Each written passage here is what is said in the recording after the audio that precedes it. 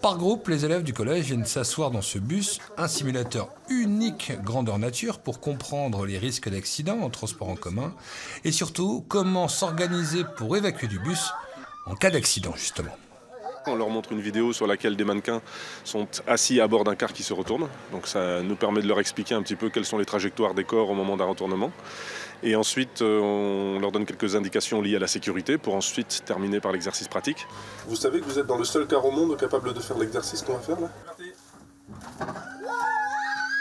Exemple concret, dans votre collège, le matin, c'est combien de bus et combien d'enfants qui prennent le bus? C'est où? Il y a 5 bus qui passent le matin et on a à peu près 80% d'élèves transportés. En Haute-Saône, ce sont des centaines de bus qui sont sur les routes chaque jour et des milliers de jeunes qui sont transportés. D'où la nécessité de ce genre d'opération pour avoir les bons gestes. Donc le premier geste, bien sûr, c'est de porter sa ceinture. Ensuite, c'est d'évacuer le bus le plus rapidement possible, mais ça doit se faire en ordre, sous la conduite du conducteur du bus. Et ce qui est important, c'est qu'on leur inculque comme réflexe, c'est de s'entraider.